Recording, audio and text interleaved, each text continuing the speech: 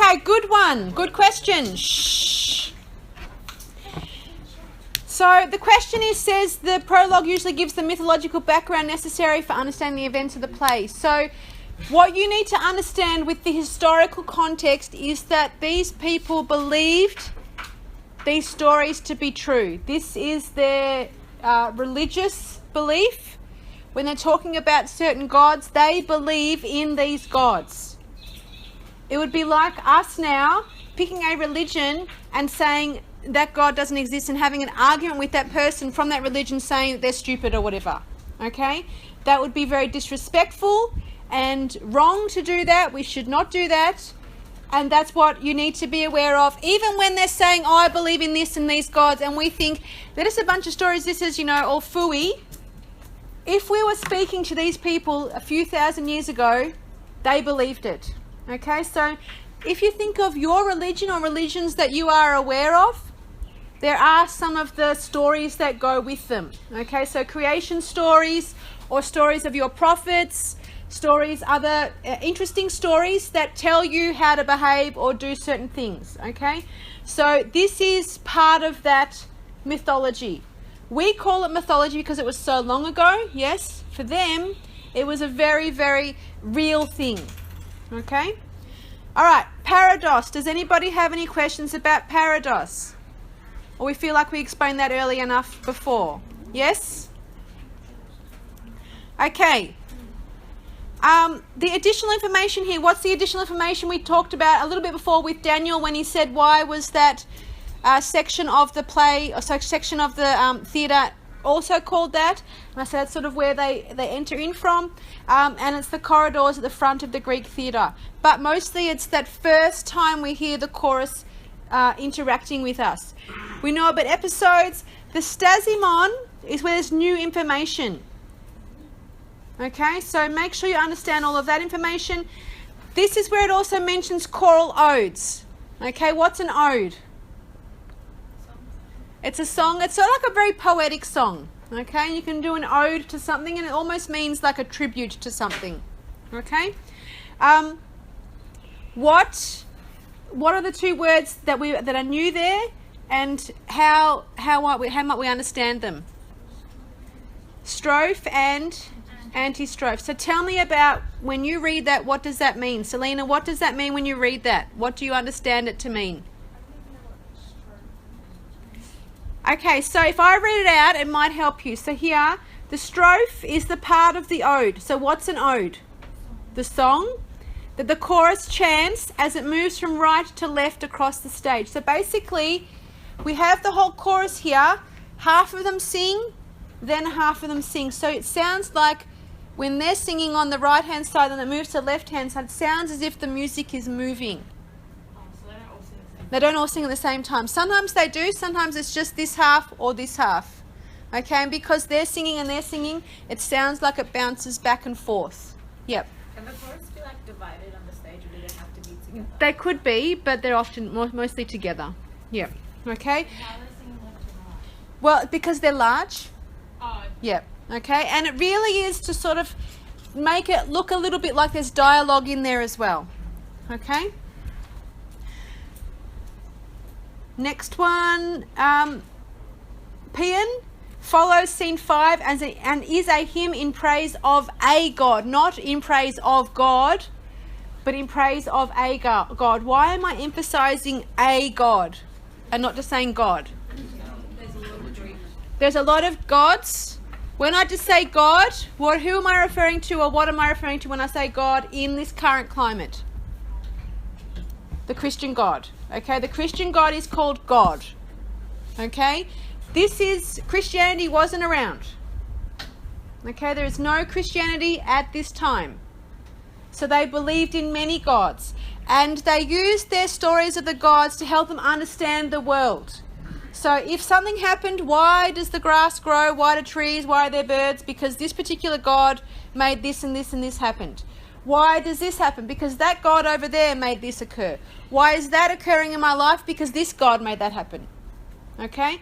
So it's how they explained the world, because they did not have scientific knowledge or any of the other sort of tricks of the trade that we've got nowadays. Okay, and the Exodus, we've talked about that before. It really is the end of the play where it's offering more, a little bit of that moral of the story. Okay, but it does not say the moral of the story is. All right, are there any more questions about that particular sheet? Yes, Sindhu. In the Exodus, it says the exit singing the processional song. A processional song is like a procession. So if you're walking in procession, how are you walking if there's a procession? One behind the other, a bit like a parade. Okay? Yeah. So they're singing, but they're walking one behind the other. Has anyone ever been in a church where they're maybe... When I was younger, I used to go to Catholic churches, and there were a number of priests who would walk in a line, and they would all be singing and chanting. And they had... Sorry? Oh, that's when you're getting what they call the body of Christ, but that's not their processional song. I'm not sure if anyone else's churches or religious things do that sort of stuff. Yeah, funeral procession maybe. Yeah, and maybe you've seen it in a movie. All right, let's open the next document, please. Which is the words from Medea.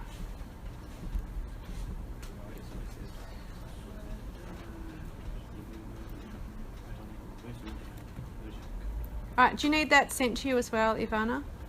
Yes,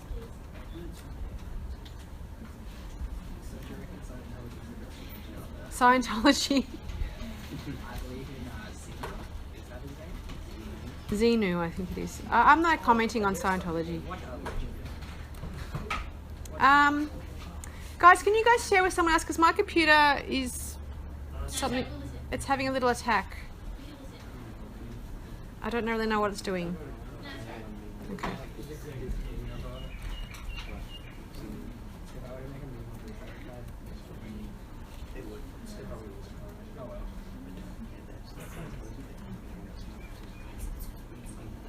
Okay, I would like you to read through those words and first of all work out which words do you now understand because of our previous discussion.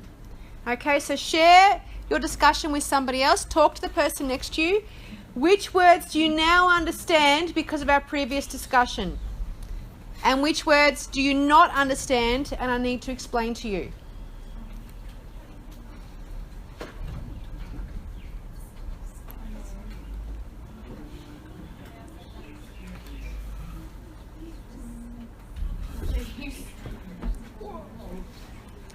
Yes. How do you say the word in the second scene? Deus ex machina. What does that mean? I'll explain it in a minute. Does the explanation help you at all, the ones in brackets? I didn't read it. Oh. Step 1, read the explanation.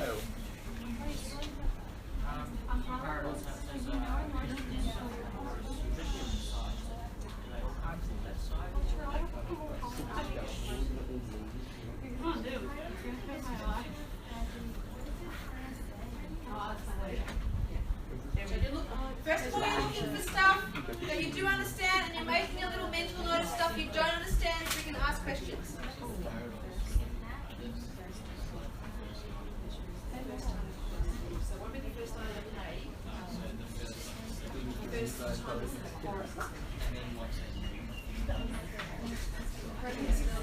I'll draw on the board actually. Do you want me to do that? Are they going to be still on the stage? Yes, but they'll be to the side. Yeah, yes. Yes. What is equivocation?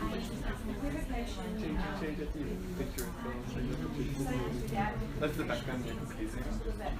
Yes, well, that's it now. So it's about judgment, and there's no, it's very black and white. There's no grey. The trouble is with this particular play, there is a lot of grey. Yeah.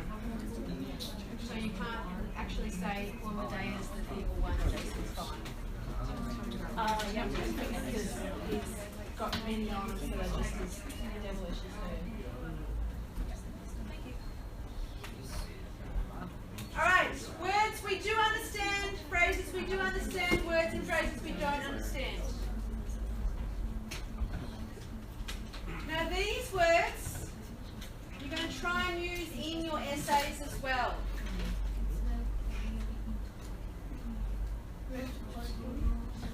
No, these aren't quotes. These are what we call meta language. So these are the words that we use in our essays. Do we have time for this quote? Yes, you will. Do we get cheat sheets? No, you don't. How many quotes? Lots. I feel like it's not that hard. It's like it's not that bad. If you like just say a word like kind of wrong, do you get it wrong completely? Like do we just kind of like miss a word as it's That's why hard? we say just stop quotes. It's in English. It's not made up words. So you should be okay. We've got 6 weeks. Yeah, but you can memorize quotes. If I gave you the article, yesterday's article 6 weeks ago, you would have smashed it, yes? All right, let's have a look at this, please. So I've had questions about the first two already. The first one is talking about tragedy. And the biggest thing you need to understand is that Greeks really revered their heroes. They put the heroes on a pedestal. Sorry? Revered means they sort of bowed down to them. They almost worshipped them. Okay?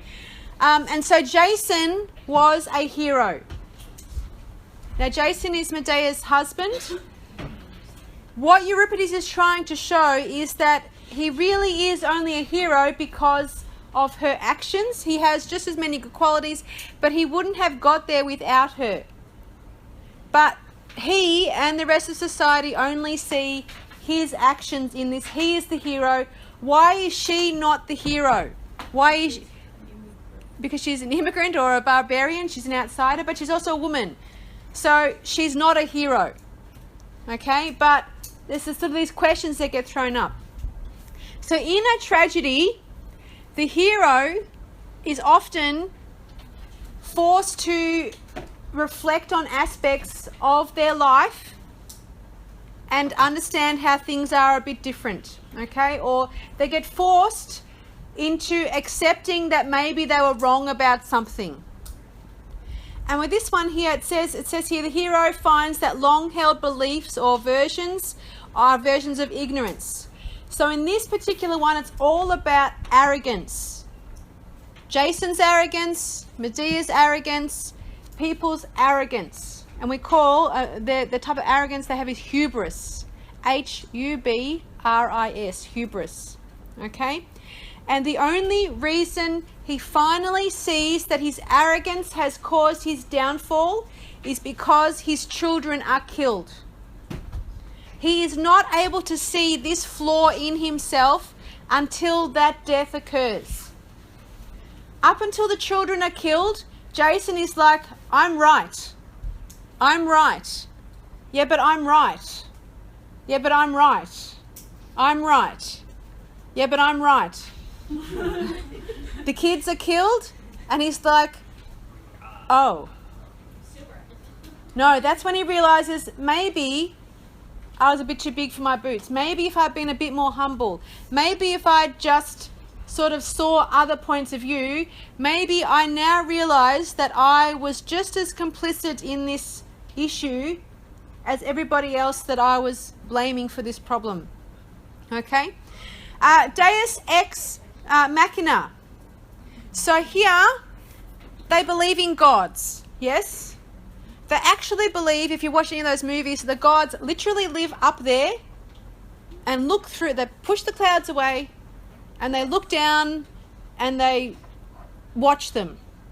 And every so often the gods up here go, you know what, I'm a bit bored. I'm just going to poke a couple of them, maybe kill one or two just to see what happens. Going to cause an accident here. I'll make that one pregnant. I'll just see what happens. And then they just watch the carnage, and oh, isn't that fun? Okay? And if that's not satisfying me, I might just come down and visit for a little while, cause more problems, and then off I go, back to my little cloud land. Okay? That's sort of what they're believing in.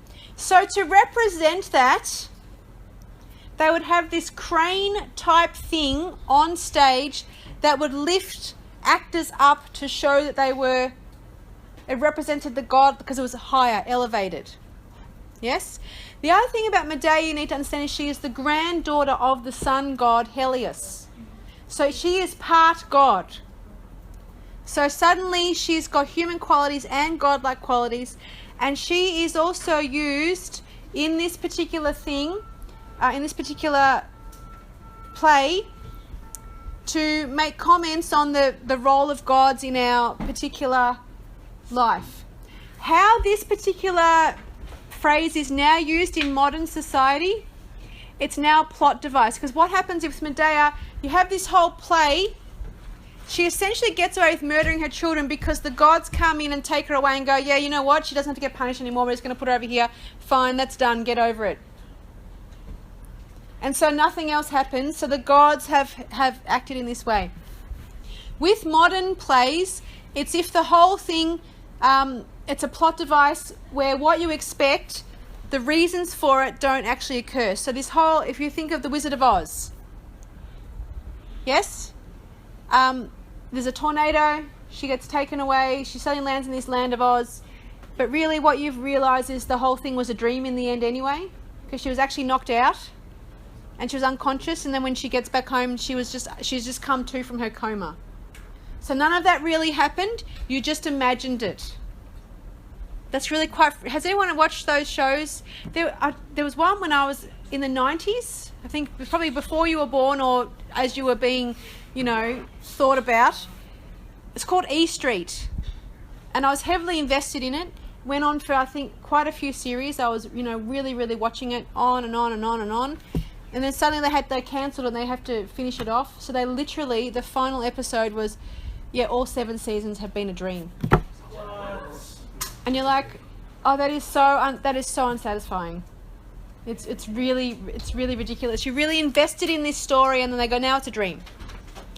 Dash, I think that's your cue to go to your appointment. Okay, so in the Greek tragedy, it actually is a crane-like piece of equipment that allows people to be removed from the plot, the setting of the situation, and changes the course of action. So if she was about to be punished for killing the kids, and now the gods have plucked her away, does she get punished? No. And so people are like, what the? No. If you kill your children, there's a punishment. Why isn't she being punished? How do we feel about people who kill their children? We hate them. We really do. Can we think of some modern examples where that's happened? Where... Didn't someone drive their kids into a lake? Yeah, the other day, maybe 2 years ago, but yes. No, there's one. The other day, There was one a few years ago. There was one the other day too. The other day? the lady just Just drove them into a lake again. Yeah, another lake. Okay, I wasn't aware of the new one. That's really Yeah, sad. the old one as well. Yeah. The old one is. And there was the mother who drove her kids into the lake. I think New Hoppers Crossing or Werribee on the other side of town, Caroline Springs. There was the father, Farquharson, the Westgate father. So we've got fathers and mothers who do that. How does our media react when it's a father who does it compared to a mother who does it? If it was a mother, it won't be as exaggerated. Because a mother's role is very So what? But yeah, what? So who do they think is worse when they? So no one, never once do they say that's okay. I'm not saying that, okay, and they're saying it's horrible. But often what you hear is, oh, the father killed the kids, that's terrible. I wonder what made him do that. When a mother kills the kids, wow, what sort of mother would do that? Okay? It's this shift in questioning. And so we are confronted with a character who's a mother who loves her children and kills her children. And we have to actually acknowledge that that is really difficult for us to comprehend. Not one of us can actually say, you know what, that's fine. I don't think anyone in this room can say that's fine. We might be able to see how she's justified. We can see how she was pushed to it, but all of us are going, but you shouldn't have done that. What if they were sick? What if they were what? Sick? Well, that's what often is the issue. Okay? But in this particular case, it's not a case of mental illness. Euripides is saying it's because of some other reason, and it's not Jason, even though Jason made it sort of happen, but it's all to do with their arrogance. She didn't let down either. She saw herself as being above things as well. Okay? All right, if we go down that list, all those other words, yes? What I've got for you there is what actually occurs in the first episode, the first Desdemon, second episode, etc., etc. Because if you're referring to a particular event in the play, so when she killed her children, you can't just go when she killed her kids. You need to say in the such and such episode when Medea killed her kids, or in the such and such episode when she was actually wrestling with herself whether she should or shouldn't. Okay? Or in the such and such episode where she tricked so-and-so into doing whatever. Okay? You need to refer exactly to the place in the play where that occurs. Some other words I've been asked to explain are, the first one is equivocation. It's talking about the decisiveness of situations. And usually if you're asked to make a decision, do you want, this chocolate or not? If you love chocolate and you're feeling peckish, there's no, oh mate, there's just yes. Or straight away, no. Okay? But in this particular case, it looks like it should just be straight out, yes, she's evil. And Jason is the victim. But really, it's not as black and white as that. So there actually is a lack of equivocation that can be applied to this particular play. Dichotomy. What does dichotomy mean? We've used that word a few times. The what one? Dichotomy. The two sides, two ends. Okay, so the good and bad of something. Okay? Lyrical passages is another way to say what that we've already talked about today. Mehek, can you work out what that might be? The ode. Good. And a lot of those other words there are names of gods, names of things that come from their mythology. Eponymous. Have we heard the word eponymous before? Eponymous. So eponymous plays. Here are some examples. You can try and work out what it means, eponymous. Medea is an eponymous play. Romeo and Juliet is an eponymous play. Macbeth is an eponymous play. Is it like tragic? A tragic No. play. No. Romantic play. The TV shows that are also eponymous. Bull, which we've just seen. Bull. It's lies. I can't think of any other TV shows at this moment. So think about what's they've got in common. So Medea, Macbeth, People die. Romeo and Juliet. Okay, something. Okay, we've. Say your answer again. It's not correct, but it's the closest I've heard so far. Go. Characters are bad. So something about the main characters. The first part, get rid of the our bad bit. Medea, Women. Romeo and Juliet, Macbeth. Getting closer. So the title of the text is the name of the main character. What do we call the main character? Protagonist. Good. Eponymous. Eponymous, the eponymous play or the eponymously titled play. Okay? Intertextuality. Talk to your partner. What does intertextuality mean?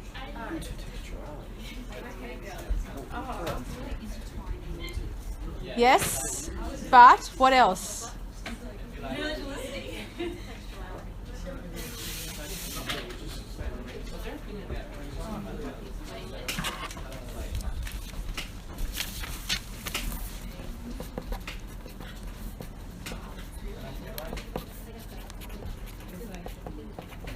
Thank you. Okay. All right, so Maddie, what were you saying before? It kind of means the text like interrelate kind of Okay, what texts? plays. So So we've only got one play, so what other texts could be interrelated? What other texts are involved in this? Shanae, you can answer that one. What's the question, Miss? Can someone poke her, please?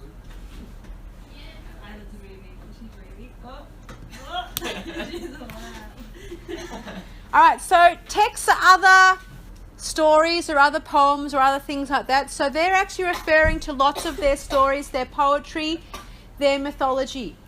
So when they're referring to these stories, we're calling that intertextuality. Okay? What's a diatribe? Yep. Is it a kind of dialogue? Yes? Good. What'd you say? What's the A diatribe is a type of dialogue type thing. It's essentially just a big rant. Yep. Your venomous diatribe. So you're just ranting and it's full of insults. Patriarchal, we know. Archetypal. I think I've heard of that. Capella. Not a cappella. So we have the archetypal women. There is the mother. Did you say intertextuality is referring to another play in it? Yeah, on other texts. So it could be poems or songs or anything like that. So it is on the line. Archetypes are on the lines of stereotypes, yes? But it is the expected or the preferred sort of thing. So is Medea the archetypal mother? No. No. Mothers don't kill their children. Okay? Wait, so is it like the preferred stereotype? Sort of, but it's sort of, that's probably the closest example I can give at the moment, yeah. Like expectation, like what you're expecting. I was like, Yeah. I understand that. Yeah. I'm not going to try and explain any further because I think what I'm saying is you're getting. All right, binaries or binary opposites. It's where you're two ends of the stick, but you're sort of stuck together. You've got binary opposite North Pole and South Pole. What are they? They are part of the one thing, which is the globe, but they're polar opposites. But they're bound together. Okay. So is that like Jason and Medea? And diadem Oh, that's like a is the crown, is the tiara. The crown. I know that's Harry Potter. Yep. Yep. False pieties is false beliefs and accolades. I'm trying, prayers, false prayers. Sophrosyne this is linking up to what the Greek at the time, when they thought they were the perfect society. They thought they did democracy perfectly. Everyone would want to live there. No one has a bad life. Everyone's equal. Only if you're a man, though, and you come from Athens. If you come from somewhere else, you are not. So if you're a woman, you're not valid. Who else is lower on the totem pole? The slaves, the servants. Okay? So, did Euripides think they did democracy particularly well? No. And ethos, pathos, and logos is about your emotions, your thoughts. You learnt that somewhere? In the Hollow. Yeah. Okay, cool. I was like, hang on, this is Yes. And hamartia is the fatal flaw. So the personality flaw that you have that really causes your death or the problem in your life. Okay? Sorry? All right. This is an emotion, logic, and morals. Yes. Yeah. Yep. We are now, for your homework, I would like you to open up the Insight sample pages that are on Compass and just don't have to read through them all, just make sure you've looked at the character web on there and you understand all the characters' names and their relationships. That's what I want you to do. What I'd like to revise now is the part of the holiday homework that you guys really struggled with, which was, there are a few elements, but if we talk,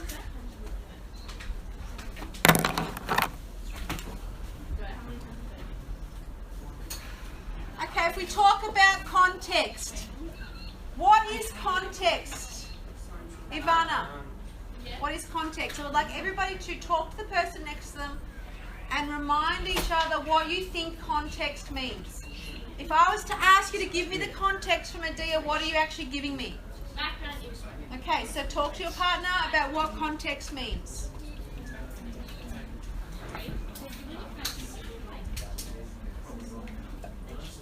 Like completely different from the main idea, or like the main story. Not quite. It's a bit closer to what Ivana was talking about. She said background info. But that's not quite the right answer, but it's on the right track. What sort of main information?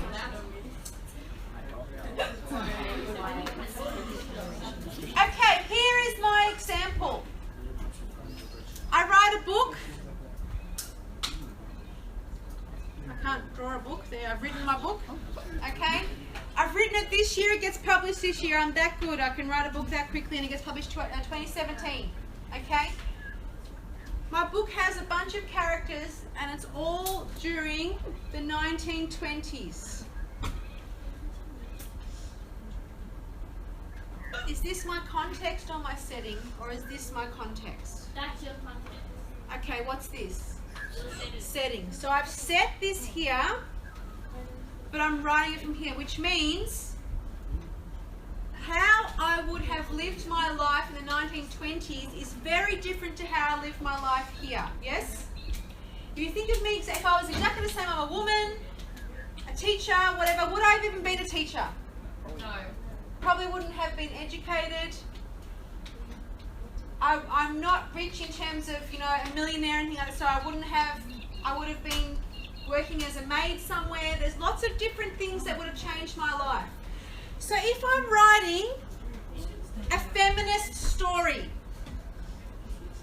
I'm bringing my 2017 feminist ideas to this time setting. And I need to be careful that I don't make my characters think in a way that is not a 1920s way of thinking, and I make them suddenly start arguing with people and asking about the internet or whatever, because that's what I would do now, yes? Okay? There's context like why they wrote the play now. Well, it's also what was influencing them at the time, okay? They wrote it. Yeah, so George Orwell's 1984, okay, that was a book he wrote. It's about Big Brother. We've heard of the Big Brother thing where your government's watching you and whatever. He wrote that straight after World War II as a warning that if we don't stop certain things, we're going to have a terrible life later on. Because he was influenced by what had happened to him in the war. He was a bit concerned about that. Okay? So the context is the historical, political, social, and cultural aspects that were occurring. Now this is about Euripides' time. So if we think socially, if Euripides was a woman, would he have been able to write a play and put it on and be in the competition? No. So as a man, he was privileged enough to be able to do that. Okay? That would be political though. Both, but it's also social. Okay? The fact that Athens or Greece saw themselves as the top of democracy, where would that fit? The fact that they were fighting Persia, where would that fit? So all this sort of stuff, we need to know exactly what was happening. So the other part of your homework is to go back, and now that you understand some of the stuff from today's lesson, to try to find out about these four aspects of the time the play was written. He wrote the play for a competition. What was the competition? Why was that competition around? That competition was around because it was a celebration for a particular god. Which particular god was it? Why? Why that god? Why did he choose to have Medea kill her children? Which story? So all of that background is divided up in this way. Alright, so your two pieces of homework are what? What's the first one? To know. Oh wait. Yeah. Yep, to try and go back to this. And the second thing, open up the Insight I feel like I have that. sample page. You might even have that book. But I just want you just to look at the mind map of the characters. Okay? Going out and finding about the historical times of Euripides, the political times, the social times, the cultural times. Okay? You can start that now, but it's only maybe 7 minutes. It's like 9 minutes. 2. Or you can, that's all for homework. But this is really not actually listing and making a big essay, it's just you knowing it. So if I'm saying something, that you know exactly what I'm talking about. So if we obviously do have to write an essay on this, so we have to include all of that. You'll need to show me that you understand this, so you'll be alluding to some of it. It depends what the essay question is. If the essay question asks how he is reflective of the time he wrote it in, yes, you would. If the essay question was more about comment on the character Medea only, then maybe not so much. But you don't know what the question is.